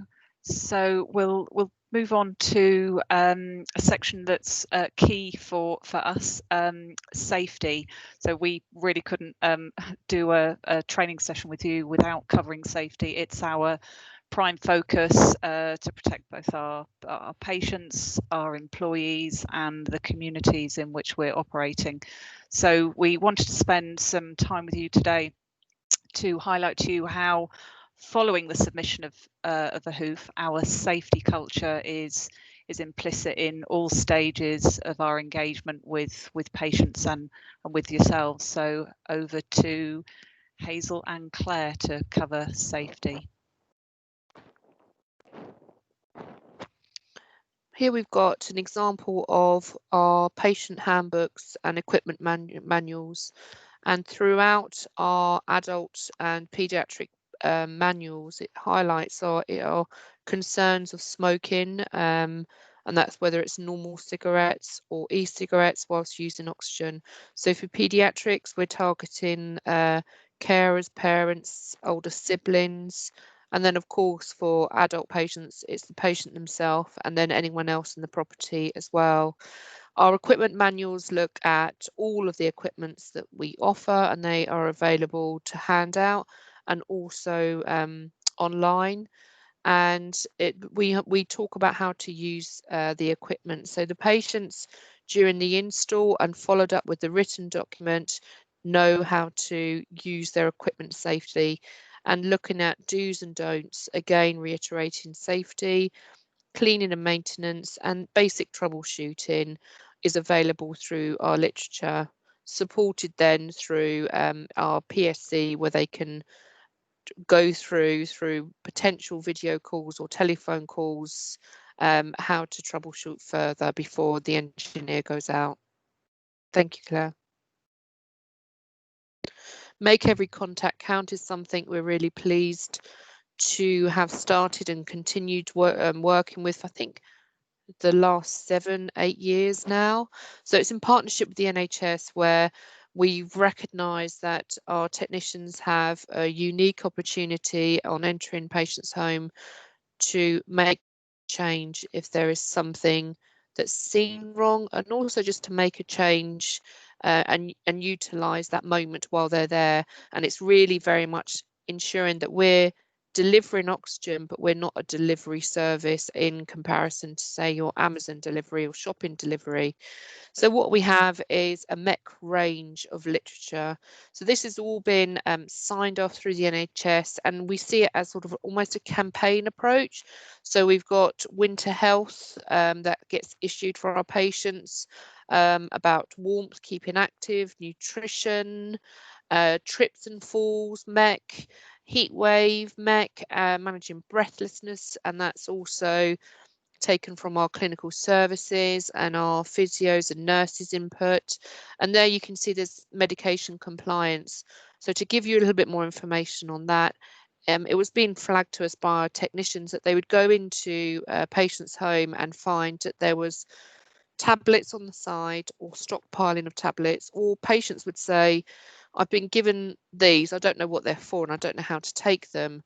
So with the medical compliance MEC, the technician then would elicit a 4-question response on their device that they enter the home with. which then prompts a yes/no response from the patient.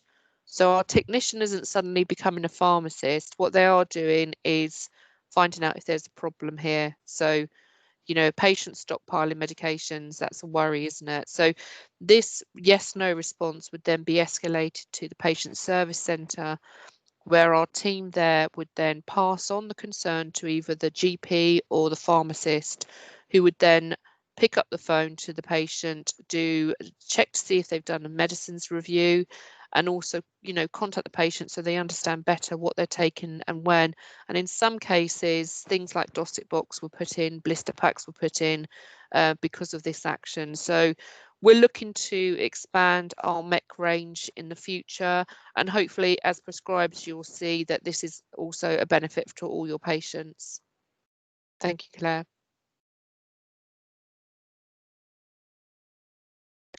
So really looking at the hazards that we have to factor in when we are putting oxygen in for our patients. I think you will all be aware of most of these, but yes, as soon as we put oxygen in the mix, we have to consider the risk of fire, explosion. It's with our cylinders, they're pressurized, so explosion risk is far greater. We consider oxygen enrichment, and I hope everyone knows what that means with oxygen enrichment. So oxygen leaks out, whether you're using nasal specs or a face mask, and around on the clothes, on the bedding, surroundings is an enriched environment. So it's making sure patients realise about this enrichment and then the potential dangers it poses if we take higher risk behaviour. Musculoskeletal issues. So how do our patients manage to navigate with cylinders, with our modalities, with tubing? Are there site issues? Do they need to have our high visibility green tubing in place? So by the whole purpose of needing oxygen, we're understanding there is a hypoxia there. So that hypoxia alone adds to the risk of slip, trips and falls. And then when you try and reverse the hypoxia with the oxygen, the tubing and the equipment can add to slip, trips and falls. So it's really complex and lots of factors we have to consider. 40 cylinders, so it doesn't happen very often, but we have to bear in mind that this can happen as well, and how we manage that. Tampering and unauthorised access. Yesterday I was leading a clinical governance meeting for our clinical services, and in one situation we were talking about a case, and this was in Northern Ireland, where sadly the patient was end of life and was extremely hypoxic, and in his hypoxic state he had altered all of the tubing. He'd cut the tubing, tried to relink it up, and this is an example of tampering and unauthorised access. And this also could be patients turning the dial on the concentrator, or indeed grandchildren coming around and changing the dial as well. So just fiddling with the equipment. Also, we've got the biological hazards we have to consider as well, and also storage. Where are our cylinders, the big ZH cylinders, when you do your home visits?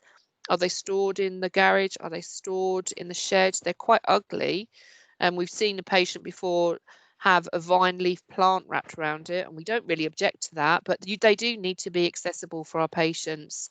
Our patients need to be able to know how to open and close the cylinders. Concentrators need to be in a well ventilated area, and cylinders secured in a way to prevent falling and bruising or worse damage to our patients' limbs.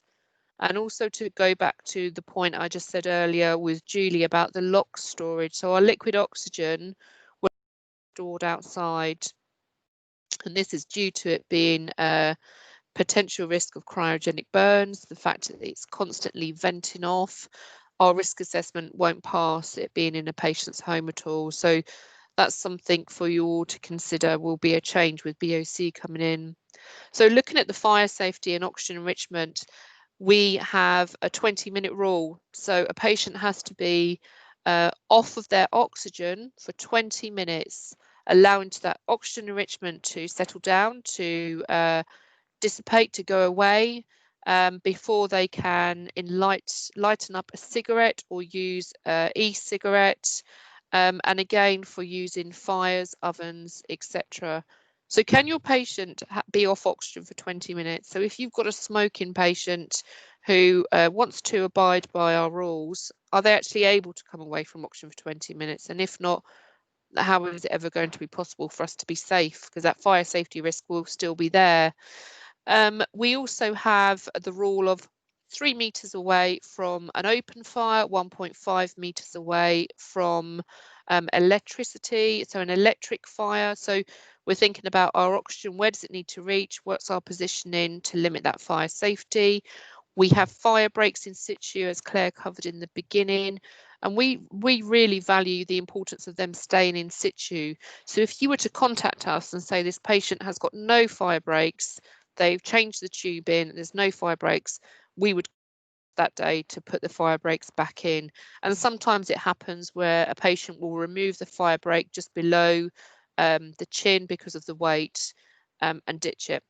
So we would put that back in and explain to them the importance of it still being there as well. Oils and cream, I think everyone is much more aware of oils and creams being used by patients. And it goes back to talking to the pharmacist and thinking, is there a safer alternative to use, and doing that risk benefit equation to see what can we do here. In some cases, there won't be a sensible alternative or an adequate alternative for things like, you know, a patient having skin cancer. And then we look at time off of oxygen, how long does it take for the cream to be absorbed into the skin, etc., and maybe have a bespoke care plan for that patient to try and limit that risk as well, alongside the basics of washing all the bed linen and clothes at 60 degrees, etc. We advise patients as well about not placing cylinders on beds or soft furnishings. And again, at the bottom there, it just talks about electronic devices, and that is really concentrating on your e-cigarettes. For our younger patients, well, actually, no, I'm being ageist. No, for any patient who wants to wear makeup or hairspray, there are certain brands that are more safe to use. So things like Bare Minerals have less, contains less ingredients that would be flammable. So that's the hairspray. And then in the summertime, we'd be looking at sun cream. So it's looking at the ingredients of the sun cream to see what's appropriate. But with all of the oils and creams, the pharmacist needs to bear in mind this patient is on oxygen. Are there safer alternatives to be prescribed? Thank you, Claire.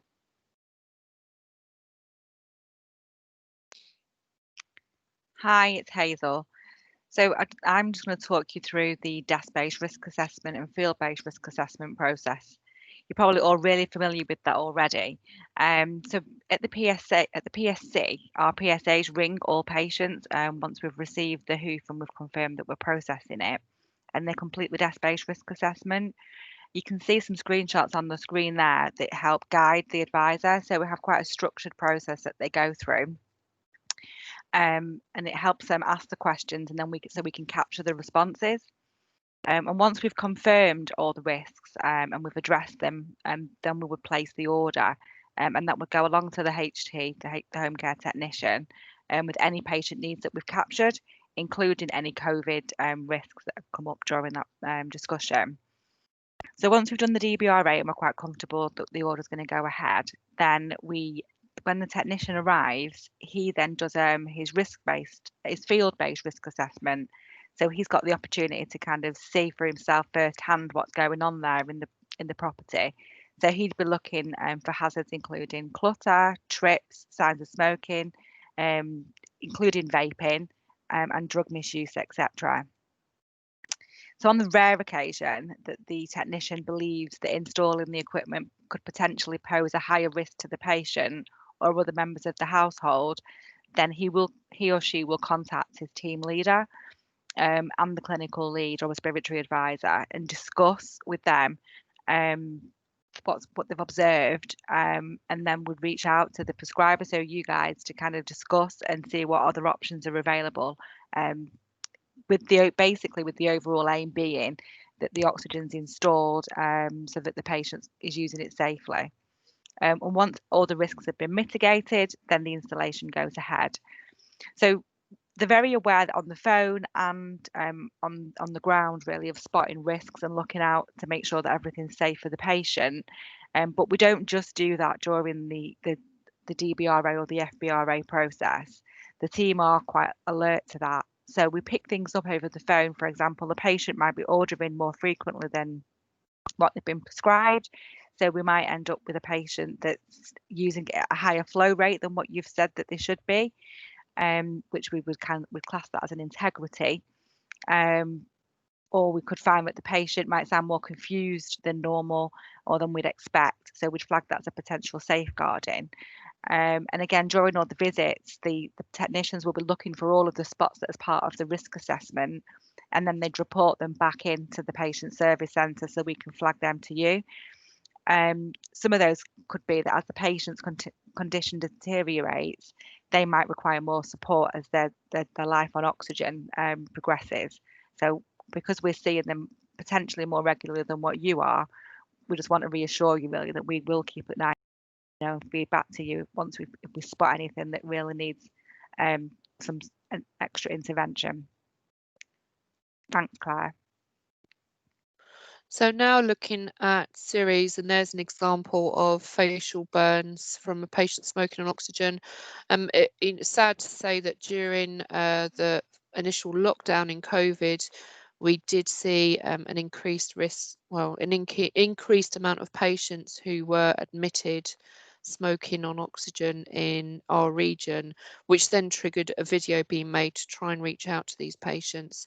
These patients also experienced the burn, and it was only through a follow-up from district nurse or GP that they had potentially infected crusted burns on their face as well. So we take it really seriously, because actually facial burn is at the bottom scale of the injuries and fatality is at the end scale. So what happens? How do we manage smoking and oxygen and our patients? So all of you would be encouraging your patients to stop smoking if you're going to put oxygen in, and we know the guidelines aren't clear cut, so there is a recommendation not to put oxygen in with smoking patients, but it doesn't say definitely not to. But you want our patients to entertain smoking cessation, because of course while they're smoking it negates some of the positive effect of the oxygen therapy. So say the patient is doing that, but we go ahead and we put the oxygen in. So I've highlighted already that through all of our literature and books, we highlight the risks of smoking on oxygen. So from the very beginning, we start to make the patient aware of risk factors through written literature, booklets. We also show them the smoking DVD, which is quite brutal. It shows within minutes how a patient can be in flames. And we flag up the patient to the fire service as well. And we raise a request for the fire service to carry out a home visit to that patient. And they're looking for the working smoke alarms. They're looking to see if there's anything else they need to put in at that point. So that's our patient smoking, abiding by the 20-minute rule, off oxygen therapy for the in-light cigarette or an e-cigarette. But then we come to let's say behaviour that goes against that. So we've got a safety issue now. So what we do is then on the first occasion, we issue what we call a yellow card. So we'll visit the patient, we'll show the safety DVD again, we'll retrain the patient on all the safety rules. The patient then signs a high risk letter, and the patient's aware that if this happens again, the oxygen equipment will be removed. We tell the fire service to do a further visit, and we're talking to the prescriber all the time here. So the purpose of that first occasion is to think, we're going to make sure you are making an informed decision. We're going to give you all that information again so you know the severity, and then make a behavioural change. So it's a warning. Now, if this happens again, for us, we view it as the red card. So the second series really is the red card. So this is when actually it's a decision to remove the equipment in a controlled manner. So we approach this as a part of a cooperation to establish, are there any mitigations that we can put in place? We would call together an MDT. So I would dial in We might have the CCG, well, we would have the CCG involved, prescriber, we might have the GP, we might have a consultant from the acute, we might have safeguarding if there's any safeguarding needs, and we would all discuss the risk we're faced with. And just to bear in mind, we always consider beyond that patient. So if a patient lives in a terrace property or in flats, we consider the neighbours around that patient as well, because we're liable to ensure their safety. So it's very complex, it's very coordinated, but the end result is that we need to establish safety, and if that means removing the oxygen and the patient then moving into taking up an acute bed, or a patient moving into a nursing home, that's what will take place because of that risk still being there. I've also always supported a technician if they were to go into an environment and they felt it was a catastrophic immediate risk, they should take the oxygen out with them, and they can simultaneously call for an ambulance to take the patient in to have oxygen delivered safety. So it's really to highlight to all of you our position on safety elements, especially smoking and oxygen. Thank you. Thanks, Claire. So just in terms of how do we communicate with you? I mean, we want to work as collaboratively as possible with you as the patient's prescribers, and we want to share anything that we know about the patient. So we will pick the phone up to you, and after visits with the patient, we'll pick the phone up so that we can flag any concerns. So those concerns could be, the deviation from script, the patient smoking, potential slips and trips. Sometimes the patient requests that they're not using their oxygen anymore, or that they just want the equipment to be removed. Sometimes we struggle to get hold of patients, so they might, have been told that they're going to receive oxygen, but they're not prepared for the fact they need to be available to take a call from us so that we can do the desk-based risk assessment. So then we can't proceed with the installation. So we'd have to contact you to inform you of that. When we move patients into the patient escalation process, we'd let you know that we've done that as well, so that you're aware. You might have some way of getting hold of the patient that we can't, so you might be able to support us in that respect. So we'd always try the phone as the first point of contact, but then we'd always back it up with created a template, so an escalation form. So we'd email you with the patient's details and the reason for that escalation, just so that you've got kind of full visibility, because obviously we might not be able to always get hold of you because you'll be in clinics, etc. And we may ask for the support from you. It might be two-way, just so you can help us really how we would want to kind of go forward with the patient. But conversely, we would really like to hear from you as well. So if you are prescribing oxygen to a patient, or you've seen that something's changed as you've done a review with a patient, you can let us know that information either by picking the phone up and speaking to one of the team, or there is an option on the portal where you can highlight any smoking risks or safeguarding risks, or that the patient might become, more confused than previously. And if we need to update any special instructions, or just anything that you might think would be helpful for the technicians or the advisors, then you can let us know via the portal, and then we can make sure that the records are updated so that we're prepared. Thanks, Claire. So this next slide is really just to kind of give you really an oversight of what we're doing with COVID, because it's now considered with everything that we do. COVID is just part of the world now that we live in, isn't it? And one of our prime focuses really is to protect the patients, their households, and our own employees, the technicians who are visiting the patients on a daily basis. They're going in and out of homes constantly. So with the technicians, they're provided with a range of PPE in accordance with the guidelines. And at different states of the service, we're constantly checking the COVID status of patients. So we received the WHO from yourself, and you will have informed us of the patients, your understanding at that point of the COVID status of the patient. That can change from the minute you've sent that through to us. There could be a change in patients, how they're feeling, or whether they've got an onset of COVID symptoms. So we will ask them the questions. during the DBRA, whether they've got any of the symptoms, or anybody that they reside with, because we need to be fully informed, because it isn't just about the patient. So a partner, a daughter, or someone that lives with them. And then so we would then communicate anything we know to the technician. So before the technician, when he gets a job or the installation or any order or a service, he will get one of 4 options available. So he'll be informed the patient's COVID positive. So he'd follow one protocol to do that, or we'd find out the patient's COVID symptomatic. So then it would follow the same process as if someone was COVID positive. We treat it the same way. Or he might find that the patient, by choice, doesn't want us to enter their home because they are taking it upon themselves to continue to shield. So we'll let him know, don't enter the patient's home for that reason. And then we would have if it has standard home entry, it means that during that call, we've identified that there's no risks that the patient or the family have presented. So then the technician can enter the patient's home with the relevant PPE. So he's always got the full information.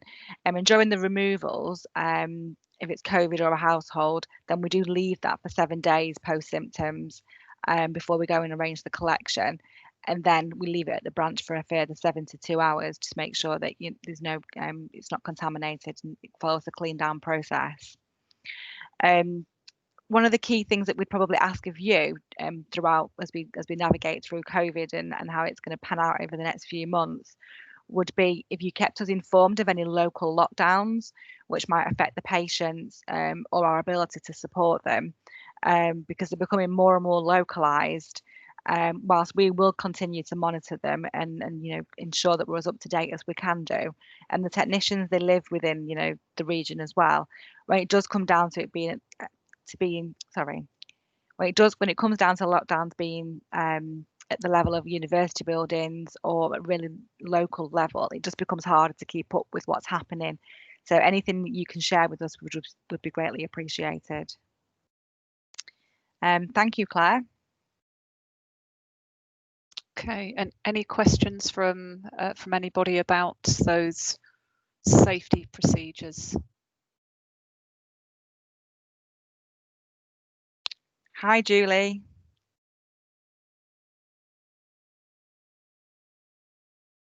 If you're speaking, you're still on mute, Julie. Okay, sorry, yeah, I've got a couple of questions. I've got about 4, I'm afraid. It's all around safety. The first thing is, in the East Midlands, when the clinicians do their risk assessment with patients, they've been using the East Midlands home reporting thing instead of the IHORM. So do you know going forward whether clinicians should be filling out the IHORM or the MHORT with the consent form? I think we've agreed that they can continue to use the MHORT because it incorporates everything from the IHORM. Okay, that's great.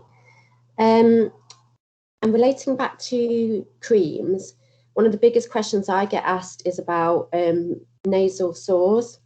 And the information that I've been told to give them up until this point is to use KY jelly because it's the only thing that's water-based.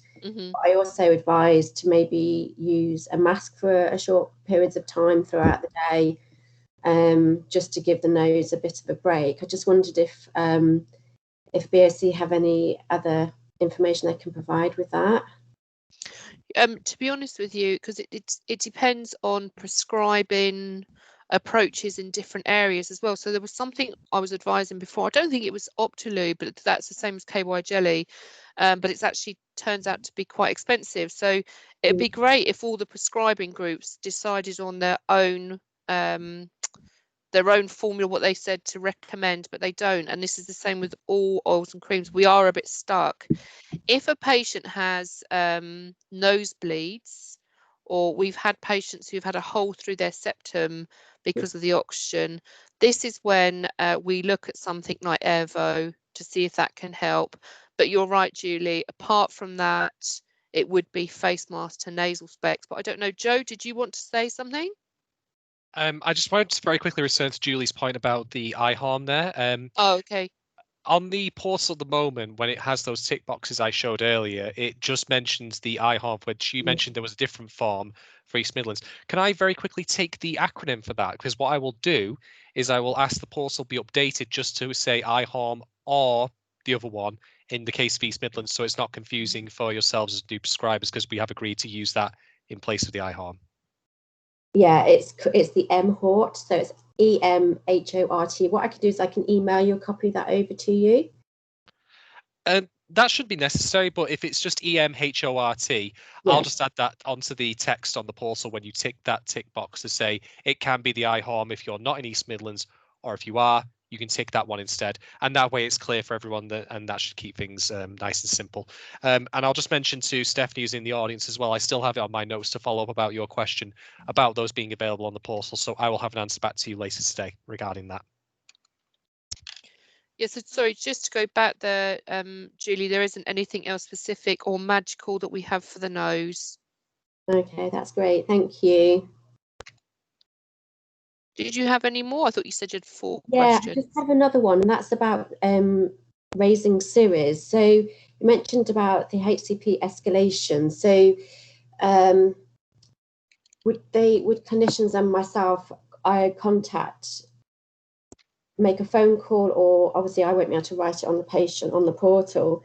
If there was any concerns that were raised, is it raised as an escalation and then goes and then it's decided whether it's a SIRI or not? And no, we actually decide from the very beginning. So as soon as something is fed back to the patient service centre, it's decided at that point, is this just an escalation or is this warranting a SIRI? And if it's a SIRI and there's clinical, just clinical elements, then the aim is, Julie, you will lead the SIRI. Or any other series, there may be clinical input as well. So it may be that one of the senior technicians is leading it, but you put your clinical part there as well. So with the escalation plan, that would come from Worsley as well. Is that what you're thinking, Hazel? Yeah. So direct to the clinician. I mean, we've done this historically. It's just another way to document that escalation process. Yeah, no, that's great. I just wondered which sort of route you went down and how they're raised, and just if I get any questions, then I can give them the right answers. So they either do it on the portal or make a phone call if they have any concerns. Yeah. Yeah. So an example would be a prescriber's in a patient's home and they can see that they've a SIRI level 3 would be that they're in the patient's home and they've seen the patients burnt themselves, and they've not told anybody because they were embarrassed. So they've spotted the patients, got the scars of a burn. So then they would ring in the patient service centre and tell us, and then we would log that as what we call a safety, and then we would raise the SIRI and start the investigation from that point, and then liaise back with the prescriber that had flagged it to decide on what the next steps need to be and how we proceed with that. Yeah, brilliant. Thank you. Any other questions? That's all my questions. Sorry. Thanks, Julie. Anybody else have any questions? Anyone not feeling comfortable with the approach on safety or smoking patients?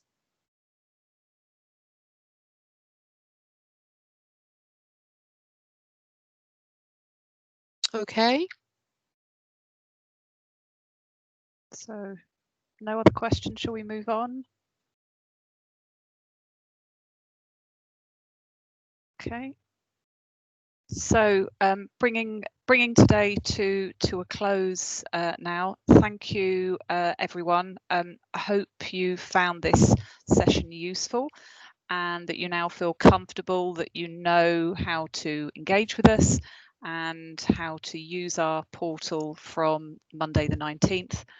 So if we look back at what we hope to achieve today, hopefully you are now putting some ticks against each of those learning objectives. just to fill you in on what will happen next, so we will get a questionnaire out to you as is good practice to get your feedback on today's session, to help us improve for future runnings of this webinar or for the other webinars that we plan in the future, such as the one that we've mentioned about dashboards and reporting. If you've got any suggestions for any topics of webinar sessions that you'd like us to run, please indicate that in your response to the questionnaire as well.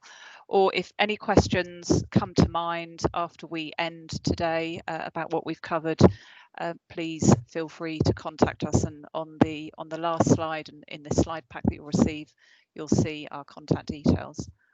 As I said, we'll get a link to you of the recording of this video, so you can tell colleagues who are unable to attend that once they've logged into the portal, they can also see the video. And as Joe mentioned, there are several how-to videos within the video library on the portal that you and they might find useful. We'll pull together a document of the questions that you've asked today. We also had some questions raised in Wednesday's session.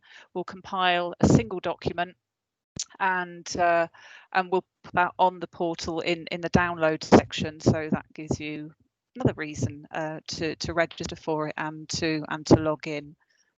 And as I'd already mentioned, we'll send you shortly dates and times for the Getting Familiar with webinar, which will focus on the dashboards and the reporting that Joe has briefly mentioned. And those sessions would be useful to any administrators or non-prescribing colleagues who help you manage your oxygen patients. Those would be good sessions for those individuals to join. A final piece of information I want to leave you with is that from next Monday, all of the oxygen patients in the East Midlands will be sent a letter reminding them of the change from Air Liquide to BOC, and providing them with our contact details. Should patients ask you about the handover or the letter, or if they ring you off their own back, or as and when you're engaging with them, the key message really to share with them is that they don't need to do anything as part of the handover to us. All of their equipment, all of their information will transfer to us. They'll keep their current equipment from the 19th.